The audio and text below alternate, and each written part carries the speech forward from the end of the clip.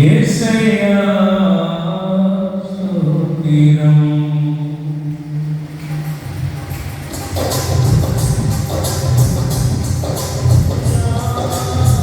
స్తోత్రం యేసయ్యా స్తోత్రం. దావీదే పోలే నాట్యమాడి అప్పాది స్తోత్రం. దావీదే పోలే నాట్యమాడి అప్పాది స్తోత్రం. యేసప్పా స్తోత్రం. యేసప్పా స్తోత్రం. యేసప్పా స్తోత్రం.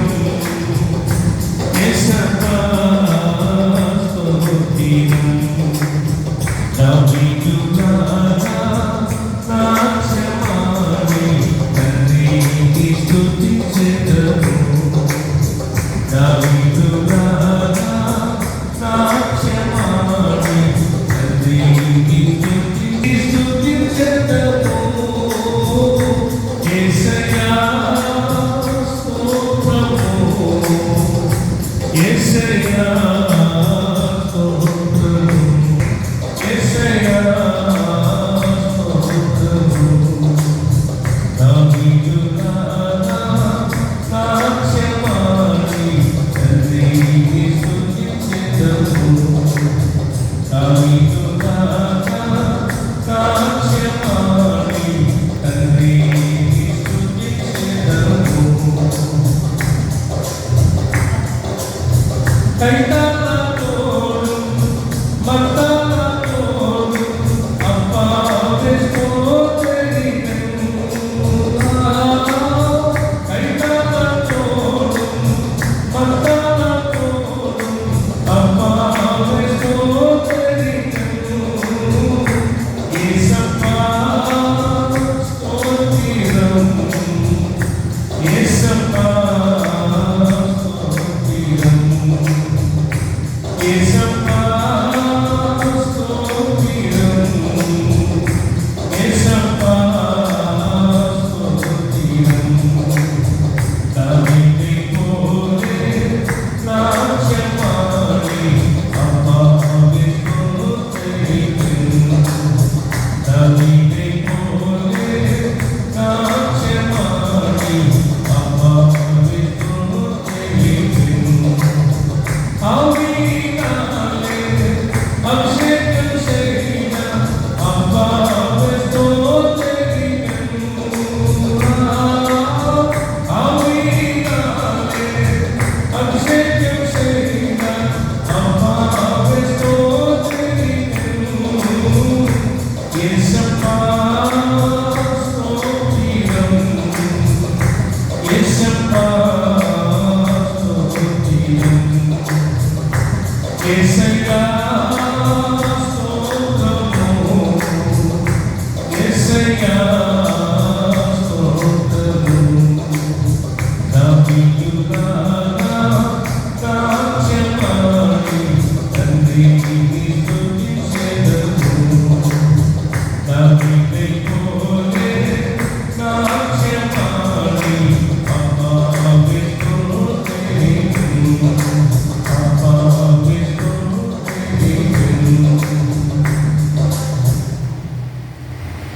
పాఠన కార్యక్రమాన్ని మనం తీసుకుంటున్నాం.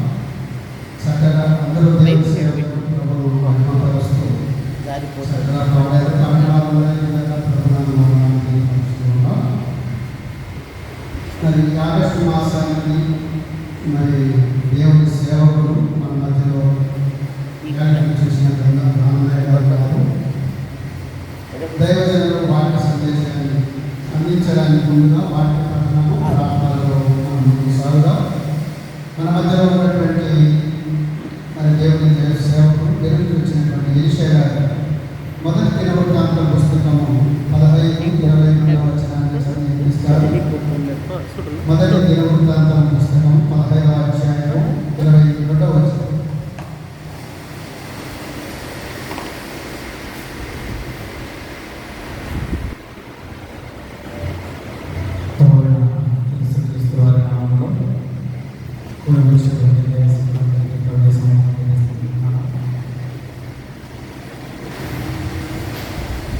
బైబిల్ పట్టణంలో మొదటి దినవృత్తాంతంలో గ్రంథం 15వ అధ్యాయం 22వ వచనం చదువుతాం. లేవుల అధిపతి అయిన కినన్య మందసమును మోయుట ఎదుటి వాడైనందున అతడు మోతక్రమం నేర్పుకునే నియమింపబడను. దేవుని వాక్య భాగాన్ని దీవించుకుందాం.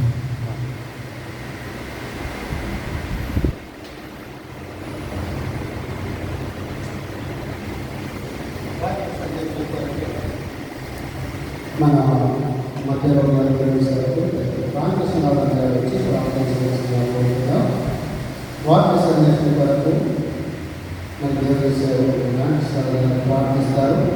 ఆ తర్వాత మరి దేవుని సేవకులు నందన రామరాయ్ గారు వాక్య సందేశాన్ని మనకు అందిస్తారు.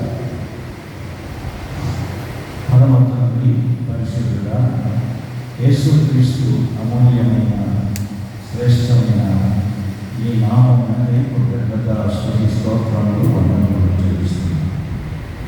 జగత్తుకు నాకు వేయబడినప్పుడే ఏర్పరచుకున్న భక్తులను పిలిచారు, ఏర్పరచుకున్నారు, రక్షించారు, నియమించుకున్నారు.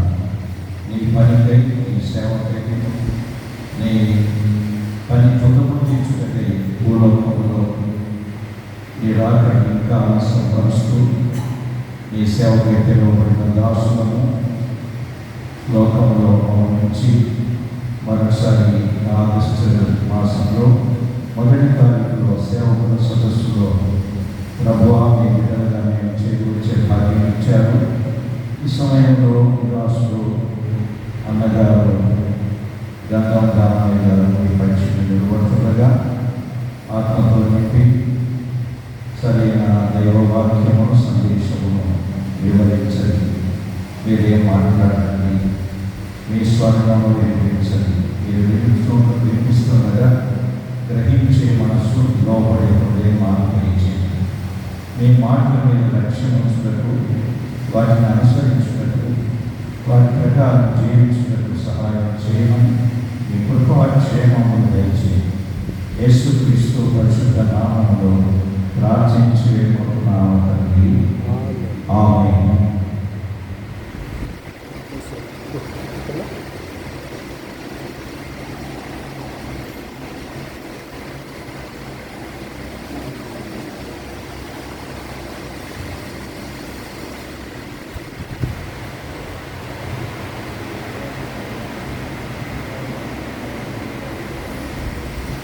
మీ అందరికీ ప్రభువైన యేసుక్రీస్తు నామములో సహోదరులందరికీ వందనాలు తెలియజేస్తున్నాను. ఇది నేను 3వ ప్రసంగం. మొట్టమొదట సిఎస్ఐ చర్చిలో, 2 టౌన్ చర్చిలో కరోనా కాలం. ఆ తర్వాత అనుకోకుండా ఫోన్ చేశారు నరసింహులకు. అప్పటికి నేను తెనాల్లో ఉన్నాను. అయ్యా రేపు మీరు వాక్యం చెప్పాలి. సరే ఇంటికి వెళ్ళి మళ్ళీ స్నానం చేసుకుని వచ్చేదానికంటే మళ్ళీ మోషన్ ఇంట్లోనే స్నానం చేసుకొని ఇంటికి చేసుకొని ఇది వచ్చి కాసేపు అట్లా ఇంటికి నిద్రపోయాడు. మా నరసింహ గారిని అడిగిన ఇక్కడ ఏమన్నా సిద్ధపడే అవుతుందా, ఎందుకు నేను ఇంకా మోషన్ వెళ్ళాలి సిద్ధపడి ఇక్కడికి వచ్చేసి మన మధ్యలోకి కెనాన్య అనే వ్యక్తిని తీసుకొని వచ్చాను. కెనాన్య అనే పదానికి అర్థము స్థిరుడు అని అంటారు. మన ఆధ్యాత్మిక జీవితంలో, ప్రభు పనిలో మనమందరము స్థిరత్వం కలిగి ముందుకు సాగాలి. అపోస్తల కార్యాలు 14వ అధ్యాయం 22వ వచనములో అతడు వచ్చి శిష్యుల మనసులను దృఢపరిచి విశ్వాసముతో నిలకడగా ఉండవలనని, అనేక శ్రమలు అనుభవించిన తర్వాత మనము దేవుని రాజ్యమునకు వారసులు కావాలి లేదా దేవుని రాజ్యంలో ప్రవేశించాలి అని మరి విశ్వాసులను హెచ్చరించినట్లుగా మనం చూస్తూ ఉన్నాం. మన ఆధ్యాత్మిక జీవితంలో ప్రభు కొరకు స్థిరంగా ఉండాలి. చాలామంది కదులుచున్న భక్తిహీనుల వలె ఉంటారు. యెషయా గ్రంథం ఏముందంటే భక్తిహీనులు కదులుచున్న సముద్రము వంటి వారు అనే మాట మనం చూస్తాం.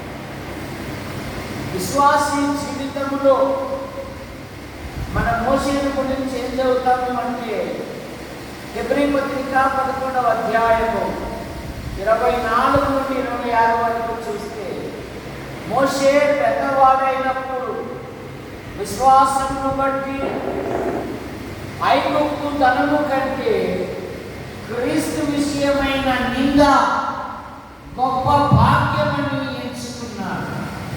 అల్పకాలము పాపభోగము అనుభవించుట కంటే దేవుని ప్రజలతో శ్రమ పొందుట మేలని యోచించాడు. ఫరో కుమార్తె కుమారుడు అనిపించుకున్నటకు ఒప్పుకొనలేదు కానీ అతడు ప్రతిఫలముగా కలగవు బహుమానమునందు శ్రమించి స్థిరబుద్ధి గలవాడై అతడు ఐగుప్తును విడిచిపోయెను అనే మాట మనం చూస్తాం.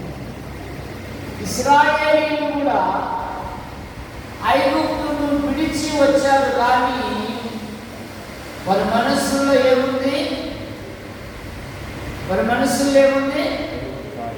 చిన్న సమస్య వస్తే మేము ఐగుప్తులో వెళ్ళుట మేలు కాదా, ఐగుప్తులో మాకు దోసకాయలు కీసరకాయలు గుర్తుకొస్తున్నాయి అంటున్నారు. రోజు మరో కాంత కొట్టేది గుర్తుకు రాలేదంటారు. అందుకని వారు అరణ్యంలో ఆకులు రాలిపోయినట్లుగా రాలిపోయారు. చాలా మంది విశ్వాస జీవితంలో ప్రభు పనిలో కొనసాగుతున్నప్పుడు చిన్న చిన్న వాటికే కదులుతూ ఉంటారు. కదలకూడదు, విశ్వాసంతో ముందుకు సాగాలి. కెనాన్య అనగా స్థిరుడు. రెండవది కెనాన్య అనగా నేర్చుకునేవాడు.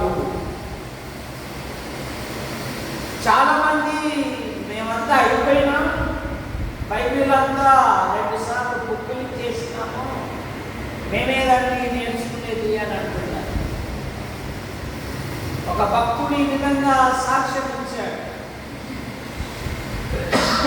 అతను 110 సార్లు బైబిల్ చదివాడు. ఎన్నిసార్లు? 110 సార్లు. 111 సార్లు ప్రారంభించేటప్పుడు ఒక ఆయన అడిగాడు, మీరు 110 సార్లు బైబిల్ చదివారు కదా, మరి బైబిల్ పట్ల మీకున్న జ్ఞానం ఎంత అని అడిగితే ఆయన ఏమన్నాడు తెలుసా? ఒక సముద్రం ఎద్దకు వెళ్ళి ఒక చిన్న పిచ్చుక ఎంత నీరు తాగుతుందో అంతేనండి నాకు తెలిసిన జ్ఞానం అన్నాడు. ఎన్నిసార్లు చదివి? 110 సార్లు చదివి. మనం 2-3 సార్లు బయలుదేసేట కంటే విరాది వీరుడు అంటూ ఉన్నాం, ఆధ్యాత్మికంగా సంఖ్యలమైన పడుతూ ఉన్నాం. కానీ నెహమ్యా నేర్చుకునేవాడు. మన ప్రభు అయిన యేసుక్రీస్తు వారు అన్నారు కదా, మత్తయి సువార్త 11:28-29లో మీరు నా కాడి ఎత్తుకొని నా యొద్ద నేర్చుకొనుడి. మనము సత్యంత వరకు, ఆయన వచ్చేంత వరకు మనం నేర్చుకునే ఉండాలి. అయిపోయింది అనడానికి లేదు. అందుకే యెషయా గ్రంథం 28:26 ఏమంటే వాని దేవుడే వానికి క్రమం నేర్పును అనే మాట మనం చూస్తాం. ఏసుకెళ్తా అంటాడు కదా దేవుడు, నువ్వు మైదాన భూమికి వెళ్ళు, నీ మీతో అక్కడ నేను మాట్లాడాలి అంటున్నాను. ఇస్సాకు అత్యంత ధనం కలిగిన వాడు, దేవుని స్నేహితులను బడిన అబ్రహాము కుమారుడు. సంఘం లేదు, సహవాసం లేదు, హెచ్చరించే దైవజనులు కూడా లేరు ఆ దినాలలో. కానీ ఏం చెబుతాను, ఇస్సాకు పొలములో ధ్యానింప బయలు వెళ్ళెను అనే మాట మనం చూస్తాం. తన ఆధ్యాత్మిక జీవితంలో ప్రభు యొక్క మనం నేర్చుకోవాలి. ఆయన నేర్పించిన ఇష్టడై ఉన్నాడు. దావీదు జీవితంలో 6 మూల జానడు కలిగిన గొలియాతును కొండరాయిత కొట్టాడా, అండరాయిత కొట్టాడా, కంకరాయిత కొట్టాడా? కిరణ్ కొట్టుకోవడానికి, పన్ను రాకపోవడానికి ఏ రాయలేనంటావా?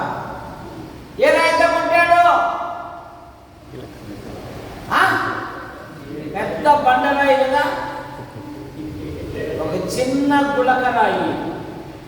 కారణం ఏమంటే 18వ కీర్తన 34వ వచనంలో ఏమంటాడంటే, నా వ్రేళ్లకు పోరాటం నేర్పువాడు ఆయనే. నా వ్రేళ్లకు పోరాటం నేర్పువాడు. ఎక్కడే కానీ సుమంత స్థలం లేదు. వాడు ఇనుప వస్త్రాన్ని ధరించి ఉన్నాడు. నుసటి మీద గురి చూసి కొట్టాడు. కారణమేమి? దావీదు జీవితంలో విశ్వాసం. సౌలును అతని జనులను గొల్యాతు మాటలు విని ఏమయ్యారంట? బహు భీతులయ్యారు. మొదటి సమూయేలు గ్రంథం 17-11లో ఇక రాజుగారు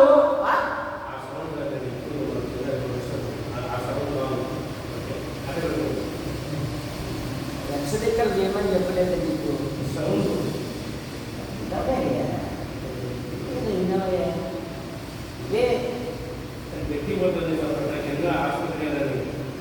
నేను అన్నబోదు ఎక్కడ హాయిగా నిద్రపోతాను. అందులో మొదటి వచ్చినట్టు ఇదే అనుకుంటా. మనం సోదరులు కదా. అదేమని ఉందంటే మొదటి సమూయేలు గ్రంథం 17-11లో సౌలును అతని జనులను వారి మాటలు విని బహు భీతులయ్యారు. రాజుగారే ఇశ్రాయేలు యువకులకు ఒక ప్రకటన చేశారు. ఇశ్రాయేలు పౌరులారా, ఎవరైతే గొల్యాతును హతమార్చిందరో అతనికి నా కుమార్తె ఇవ్వడమే కాక సగరాజ్యం రాయిస్తానని చాటింపు వేశాడు. ఎస్ఐ సోదరులు, ఎస్ఐ కుమారులు, దావీదు కంటే ముందున్న వాళ్ళు యుద్ధానికి వెళ్ళారు. 1 రోజు కాదు, 2 రోజులు కాదు. అధికారుల గూగుల్ తల్లి కూడా లేదు కదా. గూగుల్ తల్లి అంటే అయ్యా నరసింహుడు ఫోన్ అయ్యా. గూగుల్ తల్లి అంటే నైనా వారు యుద్ధానికి వెళ్ళారు, వారు ఎలా ఉన్నారో చూసారు అబ్బాయి అని పంపించారు. ఒక యువకుని రక్తం అట్టుడికి పోతా ఉంది. జీవము గల దేవుణ్ణి తిరస్కరించినకు సున్నతి లేని ఫిలిష్తీయుడు అంతటి యుద్ధం యెహోవాదే. యెహోవా పేరట నేను నీ యుద్ధానికి వచ్చేస్తున్నాను. కారణమేమి? నా వేళ్లకు పోరాటం నేర్పువాడు ఆయనే. కనుక విశ్వాసి జీవితంలో సేవకుని యొక్క బాధ్యత ఏంటంటే ఆయన సన్నిధిలో గడిపితే సంఘాన్ని ఎలాగా పాలించాలి, విశ్వాసులతో ఎలాగ మలుచుకోవాలి అనేది ఆయన తప్పకుండా నేర్పుతాడు. చాలామంది దేవుని పిలుపు లేక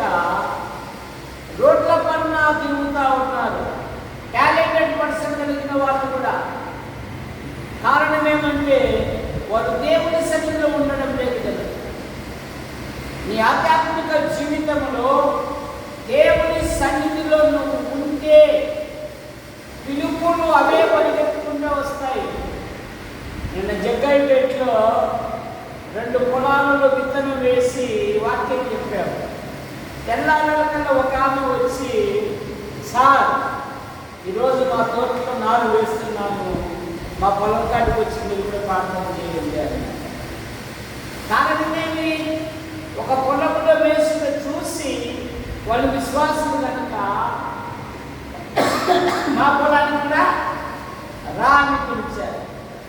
మనం పని ప్రారంభిస్తే విస్తారమైన పని ఉంది కనుక కెనాన్య నేర్చుకునేవాడు. రెండవది, మూడవది, కెనాన్య మోయువాడు. మన ఆధ్యాత్మిక జీవితంలో విశ్వాసులను భరించుట మన బాధ్యత. చూడండి, గలతీ పత్రిక 6వ అధ్యాయం 1వ వచనం చదవండి. గలతీ పత్రిక 6వ అధ్యాయం 1వ వచనం.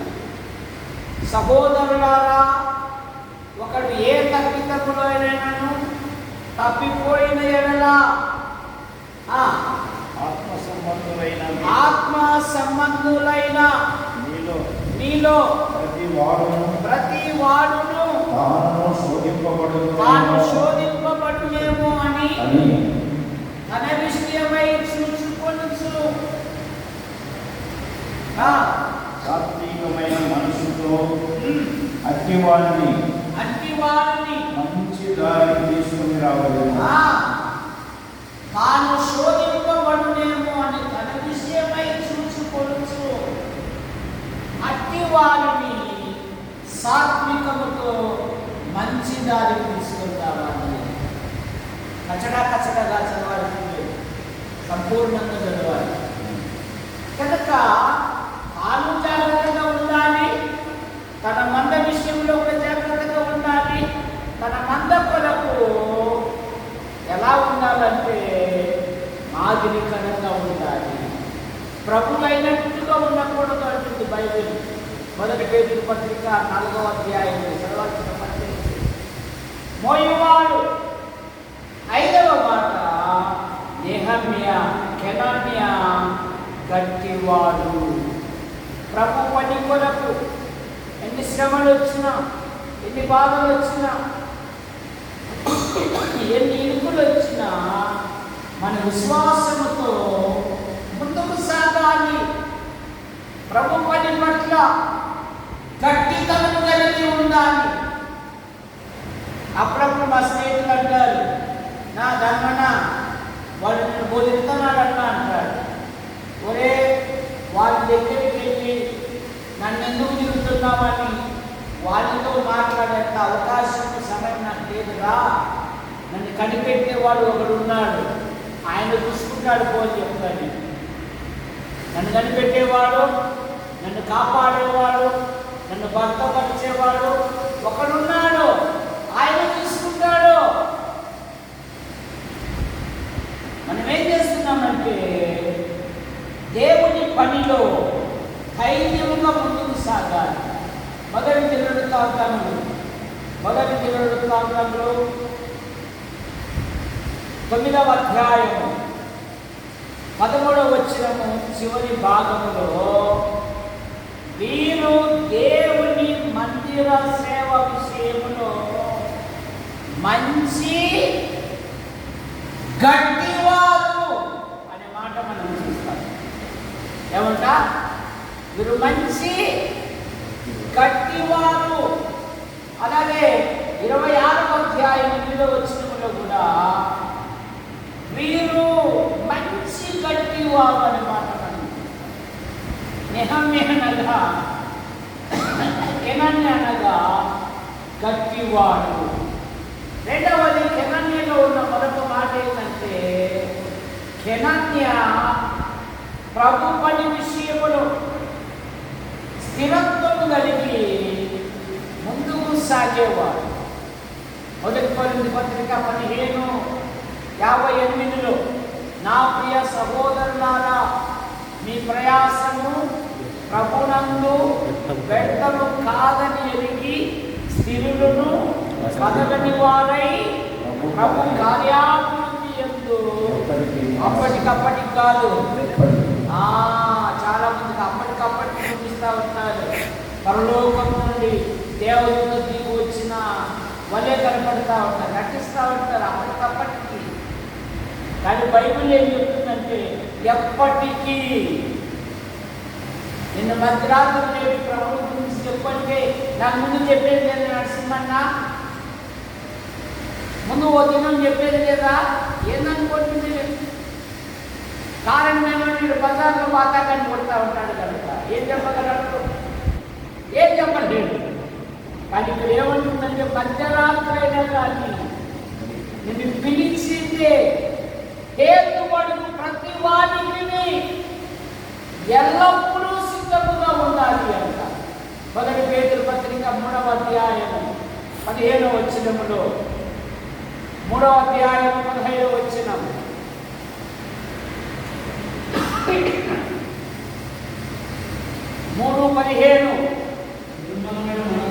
నిర్మలమైన మనస్సాక్షి కలిగిన వారై మీలో ఉన్న నిరీక్షణను గూర్చి మిమ్ముని హేతుబడుకు ప్రతి వానికి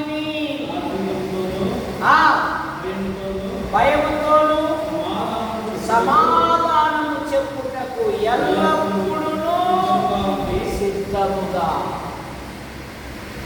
ఎల్లప్పుడూ పౌలు గారు అంటారు కదా బ్రహ్మపత్రిక 1వ అధ్యాయం 16వ వచనములో, నా వలనైనంత మట్టుకు రోమాలోని మీకు సువార్తను ప్రకటించుటకు నేను సిద్ధము అని.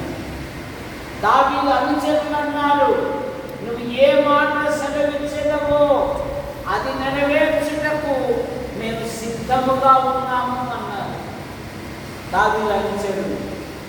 దావీదు రాజు చెప్పే మాట నెరవేర్చుట విశ్వాసీ జీవితంలో మీలో ఉన్న నిరీక్షణను గురించి. ఏమా నిరీక్షణ?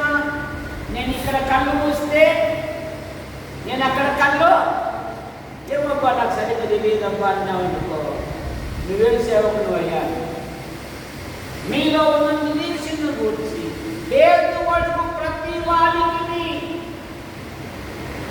84 సంవత్సరాల వృద్ధురాలైన హన్న దేవాలయం విడువక రాత్రింబగళ్ళు ప్రార్థనలు ఉపవాసాలు కనిపెట్టుచు ఇశ్రాయేలు విమోచన కొరకు కనిపెట్టుచున్న వారితో ఆయనను గురించి మాట్లాడుతూ ఉందంట. ప్రభుని గురించి మాట్లాడుతుందంటే ఒక వృద్ధురాలు.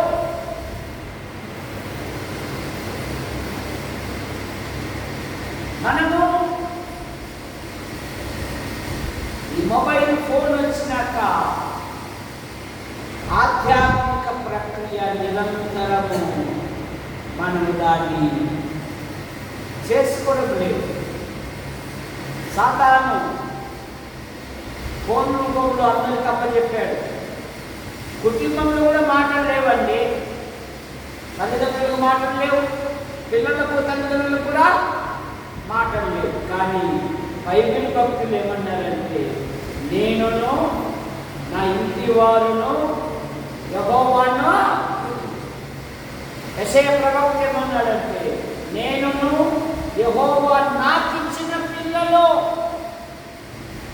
సియోను కొండ మీదలో ఉన్న ఇశ్రాయేలు దేవునికి ఇశ్రాయేలీల మధ్య సూచనలుగాను మహత్కార్యములుగా మేము ఉన్నాము. ఆయనకు సూచనలుగా, ఆయనకు సాక్షులుగా, ఆయనకు మహత్కార్యములుగా ఇశ్రాయేలు మధ్య మేము ఉన్నాము.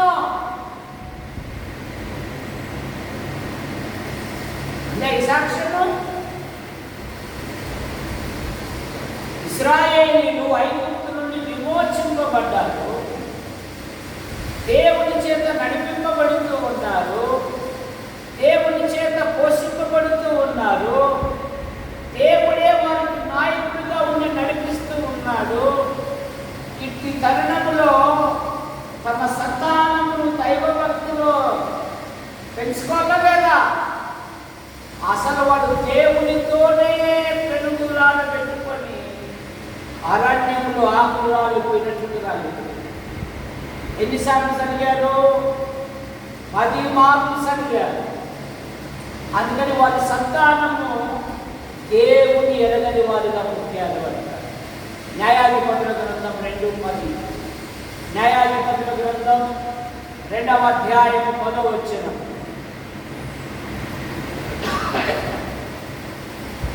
ఆ కాలమందు ఇశ్రాయేలీయులు తమ పితరుల యొద్దకు చేర్చబడి వారి తరువాత యెహోవాను ఎరుగని తరము ఒకటి ఎక్కడ పుట్టింది? లోకంలో కాదు. ఎక్కడ పుట్టింది? అన్నిల్లో కాదు. ఎక్కడ పుట్టింది? ఇశ్రాయేలీయులు, అరణ్యంలో కాదు. ఎందుకు? సేవా సేవా సేవ అనుకోవడమే తప్ప మన పిల్లలకి ఏమైనా, మన పిల్లలు ఏమైనా మన స్థానంలో మన పిల్లలు ఉన్నారా? దేవుని నీడలో ఆదివారం కాదు, ద లాస్ట్ డే, ప్రభుని స్తుతించే దినం, ప్రభుని జ్ఞాపకం చేసుకునే దినం, ప్రభును ప్రశంసించే దినం, ప్రభునకు కృతజ్ఞతాస్తుతులు చెల్లించే దినం. సండే హాలిడే జాలిడే కాదు,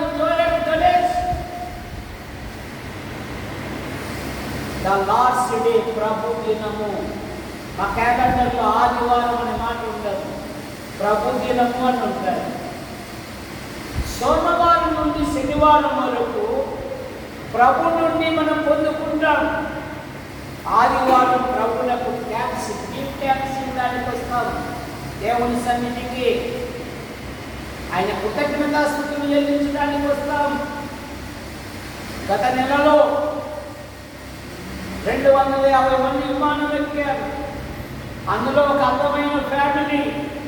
మేము లండన్కి వెళ్తున్నాము, మేము లండన్లో స్థిరపడతాము, నేను స్థిరపడినాక మిమ్మల్ని కూడా తీసుకెళ్తాము అని ఒక సెల్ఫీ ఫోటో కూడా దిగారు. దాదాపు 20 మంది కూడా అక్కడ ఒక భవనంలో ఫోన్ చేస్తూ ఉన్నారు. వారు అనుకున్నారా విమానం వారి మీద పడి అగ్ని మండలకు చూస్తుంటే హావుతే అయిపోయారు. మన పనులలో, మన ప్రయత్నాలలో, మన సేవలో, మన కృపాక్షేమాలు ఇచ్చిన ప్రభును మనం స్తుతిస్తున్నామా? పాత నిబంధనలో దేవుని స్తుతించుటలో ప్రథమవాడు దావీదు, నూతన నిబంధనలో ప్రభుని స్తుతించుటలో భక్త పౌలు ప్రథమ వ్యక్తి. నా ప్రాణమా యెహోవాను సన్నుతించుము, నా అంతరంగమున సమస్తమా ఆయన పరిశుద్ధ నామమును సన్నుతించుము. నా ప్రాణమా యెహోవాను సన్నుతించుము, ఆయన చేసిన ఉపకారములలో దేనిని. కానీ కొందరు మర్చిపోతున్నారు. కాస్త గూడు దొరకగానే, గూడు అంటే కొంప, అంటే గూడు అంటే కొంప, కూడు అంటే సంగటి, గుడ్డ అంటే వస్త్రాలు. కాస్త గూడు, కాస్త కూడు, కాస్త గుడ్డ దొరికాలకనే దేవుని మర్చిపోతున్నారని నేరుగా చెప్తాను, బైబిల్లో చెప్తాను. హోషేయ గ్రంథం 13వ అధ్యాయము 6వ వచనం. నరసింహన్న నా టైం అయిపోయిందే ఉందా? అది ఇంకా 8 నిమిషాలకే నువ్వు చేయొచ్చు, నేను ఆపేసాను. ఎందుకంటే ప్రసంగికులలో నాలో ఒక మాట ఏంటంటే తక్కువగా చెప్పుకోవాలి, ఎక్కువగా ఆలోచించబడతారు. మళ్ళీ మా దగ్గర ఎన్నో చిట్కాలు ఉన్నాయి. ఎక్కువ చెప్పిన వదిలేపు ఆయన చూసి ఎక్కించుకున్నాడు అని చెప్తాడు. తర్వాత వారికి మేత దొరకగా వారు తిని తృప్తి పొంది గర్వించి నన్ను మరచిరి. మేత దొరకగా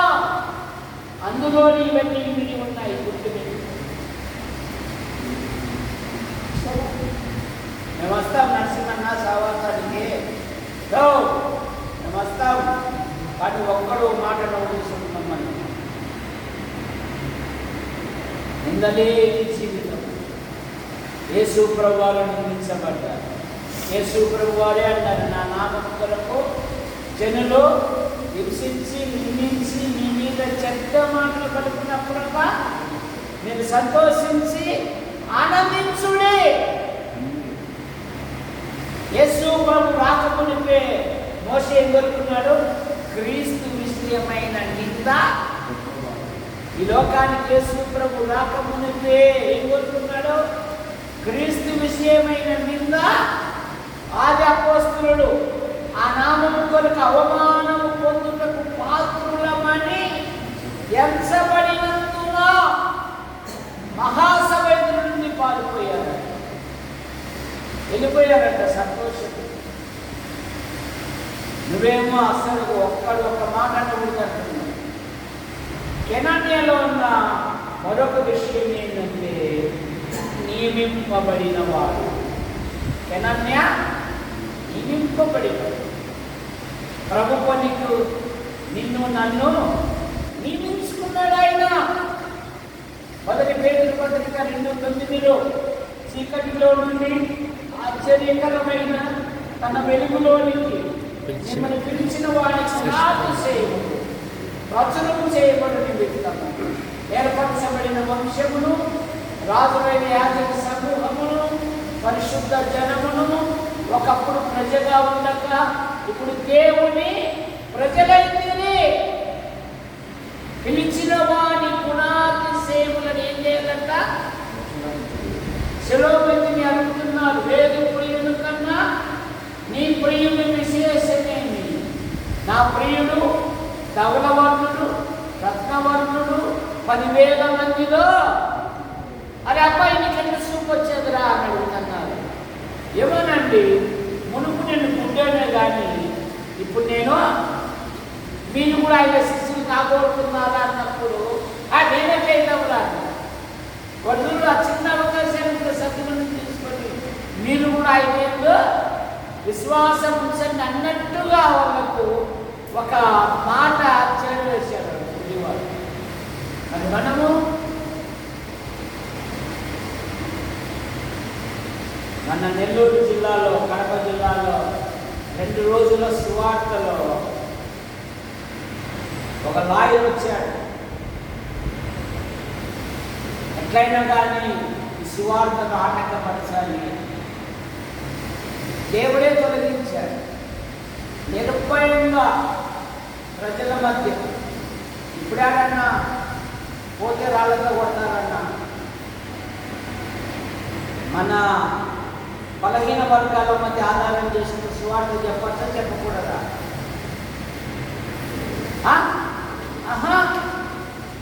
అన్ని నిలవంచి చెట్ల కట్టేసి ప్రజల మీద ఏమి చూపి నువ్వు సౌఖ్యంగా జీవిస్తా ఉన్నావు.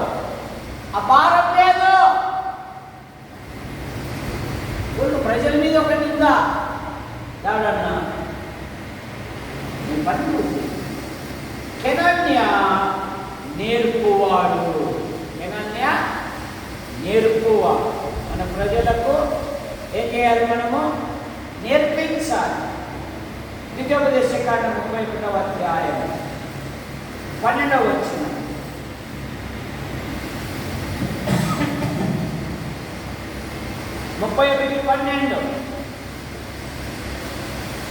ద్వితీయోపదేశకాండం.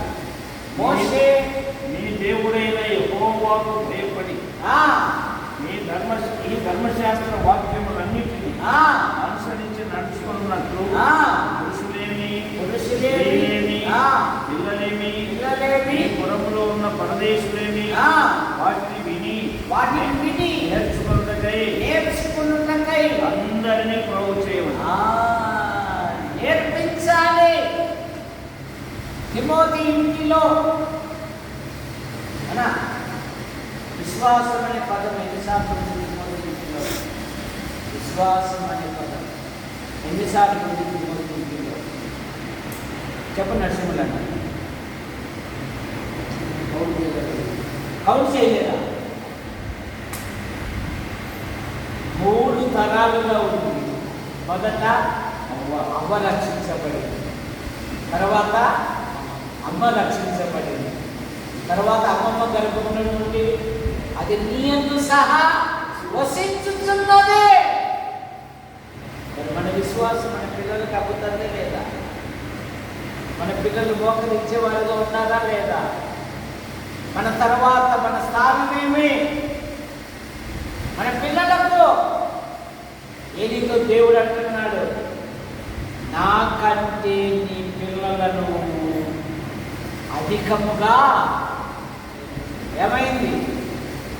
ఒక్క దినమే కుటుంబం పాడైపోయింది, దేవుడి గురైపోయింది.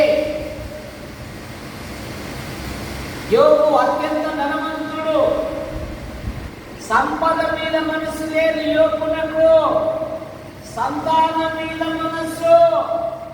తన పిల్లలు దేవుని కోపానికి, దేవుని శాపానికి, దేవుని ఉగ్రతకు ఎక్కడ గురి అవుతారని ధనవంతుడైన యోగు, యథార్థవంతుడైన యోగు, చెడుతనం విసర్జించిన యోగు, నీతివంతుడైన యోగు, తూర్పు దిక్కు తెలుగులలో గొప్పవాడైన యోగు అరుణోదయమే లేచి వారిని పవిత్రపరచుచు యోగు నిత్యము అలాగూ. నీ సంపద లేకపోవచ్చు, నీ సంతానం కొరకు ప్రార్థించి.